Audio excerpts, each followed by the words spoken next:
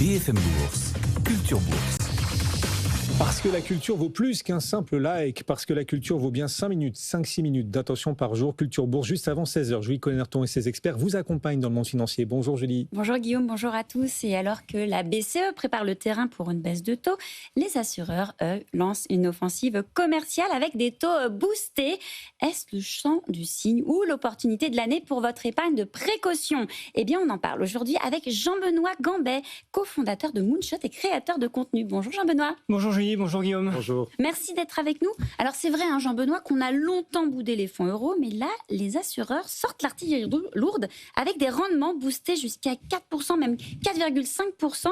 Est-ce que pour vous, c'est un simple coup marketing ou est-ce qu'il y a là une fenêtre de tir avant que les taux ne rebaissent ? Eh bien, je pense qu'il y a bien une fenêtre de tir. Je ne sais pas si les taux vont monter ou baisser, c'est pas vraiment mon expertise, mais en revanche, si vous avez de l'argent et que vous ne savez pas vraiment où le placer, vous en avez peut-être besoin dans 1 an ou 2 ans pour acheter un bien immobilier ou pour acheter une voiture, eh bien là, vous pouvez profiter des bonus que proposent les contrats d'assurance vie sur les fonds euros. Alors, habituellement, je n'aime pas du tout les fonds euros parce qu'il y a beaucoup de personnes qui, historiquement, ont perdu de l'argent ou n'ont pas vraiment gagné beaucoup d'argent sur une période assez longue. Mais là, je pense qu'il y a un petit arbitrage à faire sur 1 an ou 2 ans. Et jusqu'à preuve du contraire quand même, Jean-Benoît, l'assurance vie, normalement, c'est un placement de long terme pour sa fiscalité. Est-ce que ça peut être une stratégie gagnante de placer du cash à court terme sur un fonds euro bonifié face, par exemple, à un livret A ou un fonds monétaire ?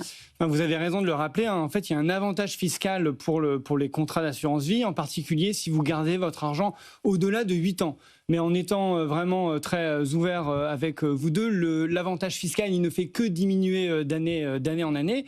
Et justement, si on compare, vous me demandez de le faire, entre le livret A et un fonds monétaire, livret A, aujourd'hui, c'est 1,5%. On ne paie pas d'impôt sur le livret A, mais c'est que limité à 20 000 euros. Donc, c'est pas grand-chose.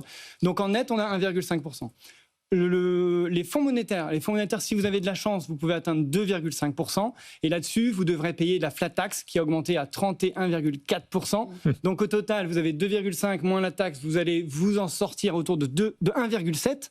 Donc 1,5 pour le livret A, 1,7 pour le fonds monétaire. Et là, si vous investissez dans un fonds euro d'un contrat d'assurance vie qui propose un bonus, tous ne le font pas, mais par exemple les plus gros le font, BNP, Société Générale, Abeille, etc. le font. Là, vous pouvez atteindre jusqu'à 4,5%. Si vous sortez au bout de 2 ans, donc avant les 8 ans, vous allez aussi devoir payer la flat tax.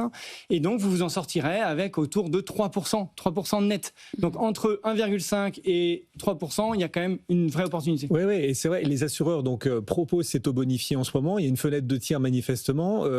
C'est pas gratuit, on l'imagine. Souvent, en contrepartie des bonus, il y a une obligation pour l'investisseur, l'épargnant, l'obligation d'investir une partie en unité de compte, donc en actions et en immobilier. Moi, je pensais, les fonds euros, que c'était de la sécurité. Mais si on me dit d'investir en actions et en immobilier, je me dis que c'est peut-être pas si sécuritaire, si pas à risque que ça. Non, vous avez raison de le profiter. Alors, il faut effectivement toujours faire attention à toutes les petites lignes, etc., toutes les petites conditions. Et je les ai bien regardées et elles me semblent complètement acceptables. En fait, pourquoi les sociétés d'assurance font ça ? Elles font ça vraiment pour attirer le chaland, attirer de l'argent dans les contrats.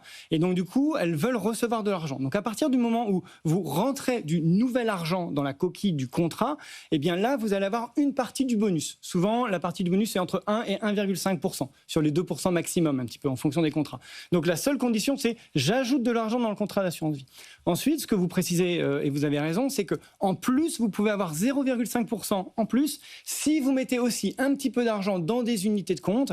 Et là, si par exemple, vous mettez 30% dans des unités de compte, eh ben, vous aurez à la fois les 1,5 parce que vous apportez de l'argent frais, plus les 0,5, ça vous fait un bonus de 2%.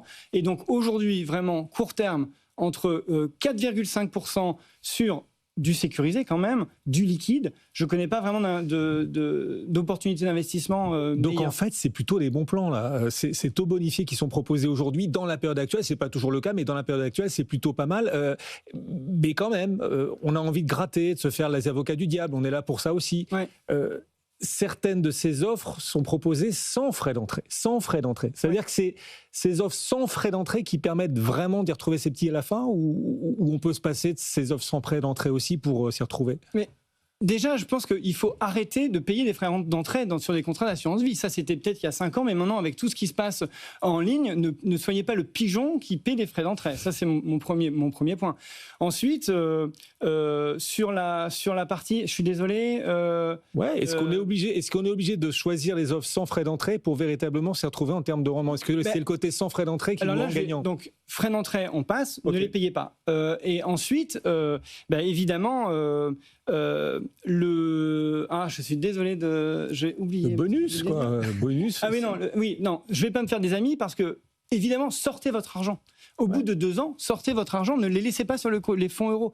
Les assureurs font tout pour que justement l'argent soit bloqué. Une fois que vous investissez, c'est tellement plus facile et tellement plus serein de laisser et d'attendre. Là, au bout de 2 ans, déjà, vous l'utilisez pour ce dont vous en avez besoin, parce que cet argent, c'est pas pour une épargne long terme, d'accord? Et puis, si vraiment vous voulez arbitrer le marché, vous sortez votre argent et vous allez le mettre dans 2 ans dans un nouveau fonds euro d'une nouvelle compagnie d'assurance. Parce que c'est taux bonifié, c'est sur une période de 18 mois, 2 ans. C'est que 2 ans. Le taux, il est bonifié que pendant 2 ans. Donc le piège, c'est de rester au-delà. Exactement. Et souvent, les offres s'arrêtent au 31 mars pour certaines compagnies d'assurance. Donc c'est pour ça, c'est au début de l'année, c'est un petit peu les offres de bienvenue sur 2026. Merci beaucoup Jean-Benoît Gombet, cofondateur de Moonshot, d'être passé nous voir.